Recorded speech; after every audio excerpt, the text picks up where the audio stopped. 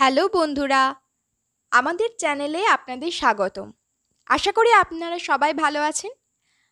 আজ আমি আপনাদের এমন একটি জায়গার কথা বলবো যেখানে পুরো বিশ্বের 20% অক্সিজেন উৎপন্ন হয়, কিন্তু সেই জায়গাটিতে এখন সংকটের মেঘ জমেছে।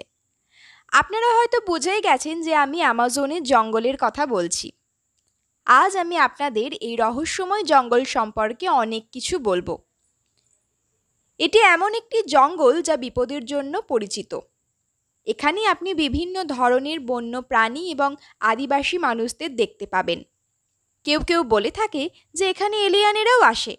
তাই ভিডিওটি শেষ পর্যন্ত দেখুন, কারণ আপনার অনেক মজা আসতে চলেছে। এবং যারা প্রথমবার আমাদের চ্যানেলে এসেছেন তারা চ্যানেলটি সাবস্ক্রাইব করুন এবং সর্বশেষ ভিডিওগুলির জন্য চ্যানেলটি অনুসরণ করুন। আমাজনের জঙ্গল হলো বিশ্বের সবচেয়ে বড় বৃষ্টিবন। এটি একটি অনন্য এবং বিস্ময়কর জায়গা। আমাজন বন পৃথিবীর ফুসফুস হিসেবে পরিচিত। এটি প্রায় 2.4 মিলিয়ন বর্গ মাইল জুড়ে বিস্তৃত। ব্রাজিলের মধ্যে দিয়ে এই বন বিস্তৃত হয়েছে এবং যদি এটি একটি দেশ হতো তাহলে এটি বিশ্বের সপ্তম সবচেয়ে বড় দেশ হতো। এখানকার জীবন খুবই বিপজ্জনক, বিশেষ করে মশার কামড় যা ম্যালেরিয়া এবং ডেঙ্গু জাতীয় রোগ বহন করে। এই বনের জীববৈচিত্র্য অত্যন্ত সমৃদ্ধ। পৃথিবীর প্রায় 1/3 প্রজাতি এখানে পাওয়া যায়। এখানে 16,000 প্রজাতির বেশি গাছ এবং 400-র বেশি আদিম জনজাতি বাস করে, যাদের বাইরের দুনিয়ার সাথে কোনো সম্পর্ক নেই। আমাজনের বনে বিপজ্জনক প্রাণী এবং কীটপতঙ্গের প্রচুর প্রজাতি রয়েছে, যার মধ্যে গ্রিন অ্যানাকোন্ডা অন্যতম। এটি বিশ্বের সবচেয়ে বড় সাপ এবং এটি খুবই ভারী। এই বনে বিপজ্জনক মাকড়সা এবং চিটিয়াও রয়েছে, যাদের কামড় অত্যন্ত ব্যথাদায়ক। এখানে প্রায় 3,000 প্রজাতির মাকড়সা পাওয়া যায় এবং অনেক মাকড়সা খুবই বিষাক্ত। আমাজন বন তার অপরূপ সৌন্দর্য এবং বিপজ্জনক প্রাণীর জন্য বিখ্যাত। আপনি যা শুনেছেন তা সম্পূর্ণ সঠিক। ইলেকট্রিক ইল এমন একটি মাছ যা বৈদ্যুতিক শক দিতে পারে। এই মাছটি বিশেষ করে ইলেকট্রিক রে লেগে দেখা যায়।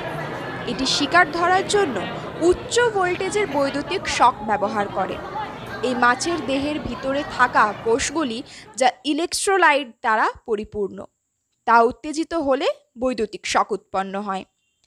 এই মাছটি প্রায় 300 থেকে 350 ভোল্টের শক দিয়ে তার শিকারকে মারতে পারে।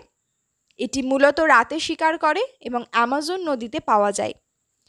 এই মাছটি এতটাই শক্তিশালী যে এটি একটি ঘোড়া পর্যন্ত শিকার করতে পারে।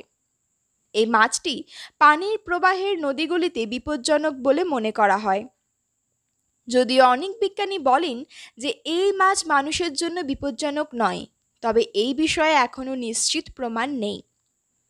মাঝে মাঝে এমন খবর আসে যে এই মাছ মানুষের উপর আক্রমণ করেছে।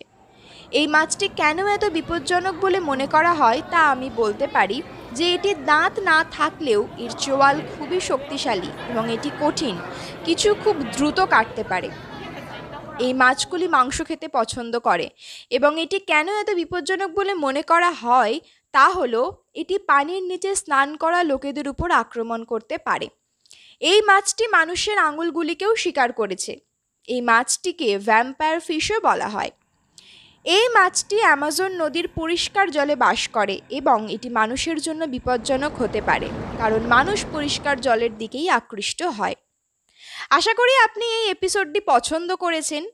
যদি আপনার এই ভিডিও সম্পর্কে কোনো মতামত থাকে তাহলে আপনি কমেন্ট করে আমাকে জানাতে পারেন।